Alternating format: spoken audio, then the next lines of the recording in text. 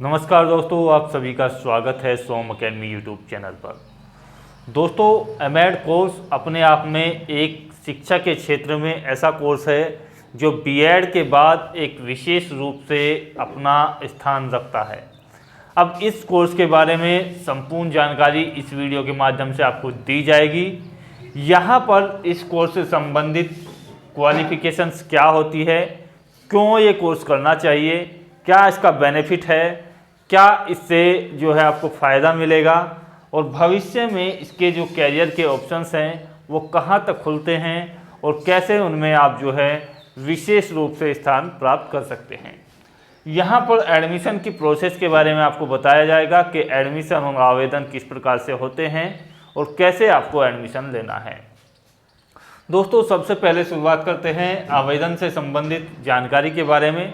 तो देखिएगा, विभिन्न देश में आपकी यूनिवर्सिटीज़ हैं, प्रत्येक स्टेट की अलग अलग यूनिवर्सिटीज़ भी हैं और इसमें गवर्नमेंट यूनिवर्सिटीज़ भी हैं और आपकी प्राइवेट यूनिवर्सिटी भी हैं।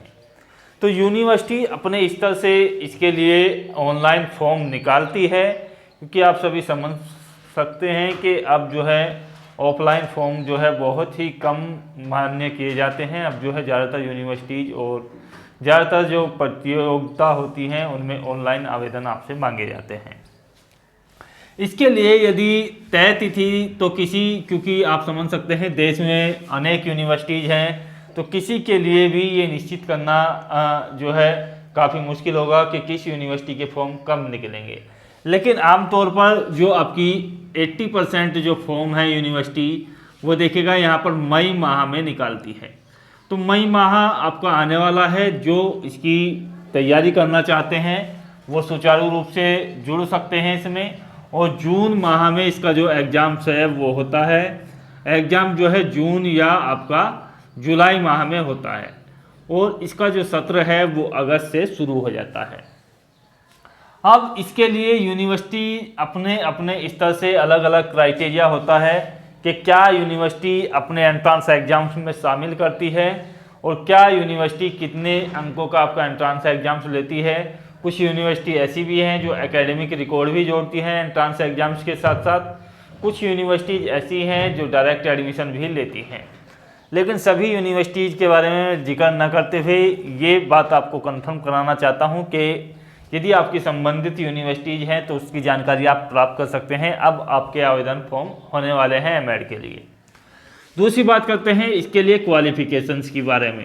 तो क्वालिफिकेशंस देखेगा आपके पास जो होनी चाहिए, केवल और केवल इसमें कौन एडमिशन ले सकता है, बीएड स्टूडेंट्स ओनली एडमिशन ले सकते हैं। बीएड या तो आप अपीयरिंग में हो तो भी आप इसके लिए फॉर्म डाल सकते हो। यदि आप बीएड के लास्ट ईयर में हो या लास्ट सेमेस्टर में हो तो आप इसके लिए फॉर्म डाल सकते हो।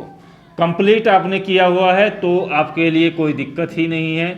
इसके लिए क्या है कि बीएड में कम से कम 50% मार्क्स आपके पास होने चाहिए। ग्रेजुएशन के बाद आपकी बीएड होती है और बीएड आपका 2 वर्षीय कोर्स है और इसमें कम से कम 50% मार्क्स होंगे, तभी आप जो है एमएड में एडमिशन ले सकते हैं।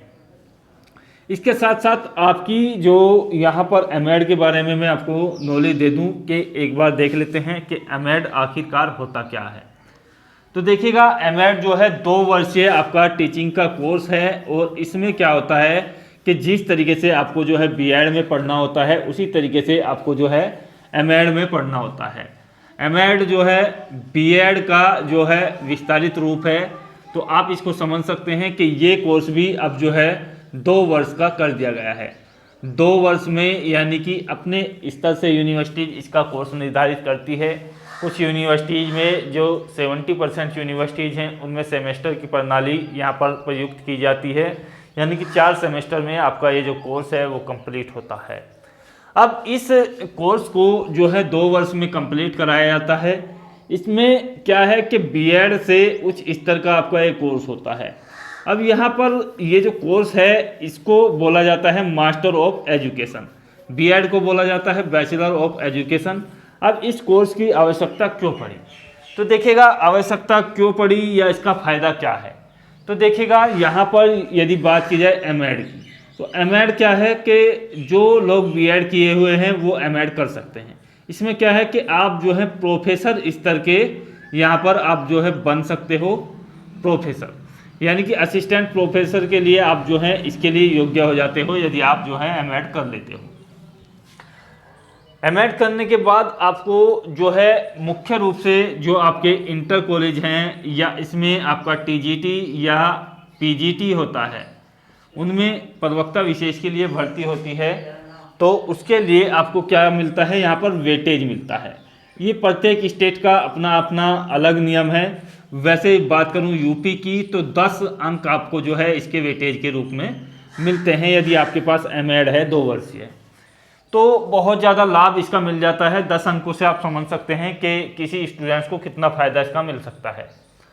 तीसरी बात करते हैं इसके बारे में कि इसकी जो उपयोगिता है वो कहाँ पर होती है। जैसे आपका काउंसलर है, कोऑर्डिनेटर है, इस तरीके के जो पद आपने सुने होंगे पब्लिक स्कूल से लेकर के डिग्री कॉलेजों तक, तो उसके लिए क्या है कि एमएड को एक महत्वपूर्ण स्थान के रूप में देखा जाता है और उनको शामिल किया जाता है।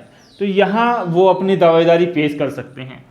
तीसरी और एक अन्य महत्वपूर्ण बात मैं आप लोगों के लिए शेयर करना चाहूँगा कि प्रिंसिपल के बारे में आपने सुना होगा। तो प्रिंसिपल जो होते हैं, चाहे वो आपका इंटर कॉलेज का हो या आपका स्कूल का हो, तो उसमें क्या है, यदि आपके पास एमएड है और आप एक टीचर्स हैं तो आप जो है प्रिंसिपल बड़ी आसानी से बन सकते हैं, क्योंकि यहाँ एक क्वालिफिकेशन ऐसी है आपके पास जो आपको इस पोस्ट तक पहुँचाने में मदद कर सकती है।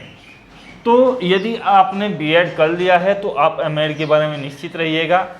चौथी और पांचवी बात मैं आपको बता दूं कि डाइट जो होते हैं, डाइट से मेरा मतलब ये है जो भी आपके सरकारी कॉलेज होते हैं बीटीसी या डीएलएड के, बीटीसी जिसको पुराना नाम है और डीएलएड भी इसको बोला जाता है, तो इसके जो भी आपके गवर्नमेंट कॉलेज हैं, जैसे कि प्रत्येक स्तर पर आपके जिले स्तर पर ज़्यादातर कॉलेज आपके होते हैं डाइट, तो उनमें क्या है कि आपकी जो प्रवक्ता की यानी कि प्रोफेसर की जो वैकेंसी जो होती है उसको जो है एमएड की क्वालिफिकेशन के रूप में भी मुख्य रूप से उपयोग किया जाता है।